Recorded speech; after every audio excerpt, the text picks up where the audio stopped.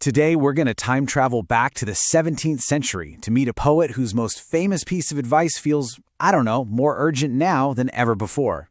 His message was simple: seize the day. You know that feeling, right? That little bit of panic when you realize the clock is just always ticking, and that maybe precious moments are slipping right through your fingers. It's a feeling that people have been wrestling with forever, and it brings us to a really famous idea.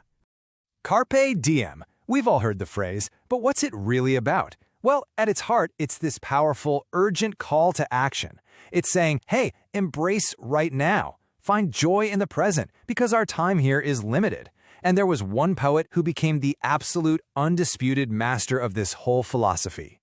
And that master was Robert Herrick. So let's dive in and explore how this 17th century writer totally perfected the art of seizing the day and why his words, centuries later, still hit us right where we live. So, who exactly was Robert Herrick? Well, he was an English poet, and here's the interesting part. He was also a clergyman, a man of the church.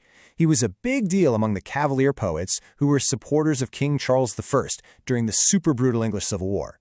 And you got to remember that context. In a world that was literally tearing itself apart, their focus on beauty, love, and nature wasn't just fluff. It was a defiant choice to celebrate the good things in life while they still could.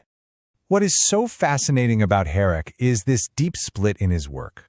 I mean, on one hand, you've got these vibrant, almost scandalous poems about earthly pleasures, and on the other hand, as a clergyman, he wrote these profound religious poems. You'd think those two worlds would clash, but for Herrick, they didn't. He found this beautiful balance, seeing God in a flower and poetry in a prayer. He celebrated it all. And that beautiful balance he struck leads us right to his most famous, his absolute signature theme, the one that he captured in a single line that you've almost certainly heard before. This line. Seriously, if you know anything by Robert Herrick, it's probably this. It's from his poem, To the Virgins, To Make Much of Time, and it has become the ultimate anthem for the whole Carpe Diem spirit. It's not just a nice phrase, it's a beautiful, urgent plea. So what's he really saying? The message couldn't be clearer. Those rosebuds, they're a metaphor for youth, for beauty, for all the amazing opportunities life throws at you. And Herrick is warning us that old time is relentless. He's saying, don't wait. Don't put joy on the back burner, because that chance might not come around again. And this idea of fleeting time, it just runs through everything he wrote. To the Virgins is his famous call to action, basically telling young people not to waste a second. Then you have To Daffodils, which is just heartbreakingly beautiful. He compares our short lives to a flower that blooms and is gone in a day. It's a reminder to appreciate beauty because it doesn't last. And Corinna's Going A-Maying is pure joy, a poem that practically grabs you by the hand and yanks you outside to celebrate just being alive. But his whole philosophy wasn't just about the ticking clock. Herrick was a true master at finding these massive, profound meanings in two of life's most powerful forces, love and the natural world. And let's be clear, Herrick was not shy about celebrating love and physical beauty. Just look at his famous poem, Upon Julia's Clothes. He doesn't just say her dress is nice, he describes the way it moves, the liquefaction of the silk. He captures not just a picture, but a feeling. That feeling of being totally captivated by someone's beauty. It's an absolute masterclass. And he was constantly using the natural world to explain these huge, complicated human emotions. In The Vine, a plant becomes this perfect symbol for how two lovers' lives twist and grow together until they're inseparable. The song of a nightingale isn't just a bird. For Herrick, it's a moment of divine inspiration. He even finds a sweet sorrow in the pain of saying goodbye, showing that even the tough parts of love have their own kind of beauty.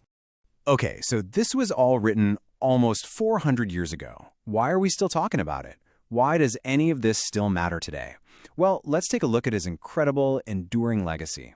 When you look at this timeline, you realize just how long ago this was. He published his masterpiece, Hesperides, in 1648. That's right in the middle of a massive war that was tearing his country apart. And yet, that core message, find and hold on to joy in the present moment, it's never gone out of style. It has echoed down through the centuries, inspiring poets, artists, and yeah, probably a few of us too. In the end, Herrick's legacy really comes down to his incredible skill. He could take a personal feeling and make it feel universal. He could write about the shimmer of a silk dress or the short life of a flower and make you feel something profound.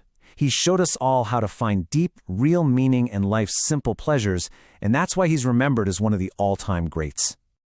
When you really boil it all down, Herrick's whole philosophy is refreshingly simple. What makes a good day? It's not about grand accomplishments or changing the world. For him, it's about love, it's about laughter, and it's about taking just one moment to appreciate the fleeting beauty all around you before it disappears. And that brings Herrick's 400-year-old challenge right to our doorstep, doesn't it? He urged people to make much of time. He told Corinna to get out there and celebrate. So I'll leave you with the same question, pulled straight from his work. What fleeting, beautiful thing will you make much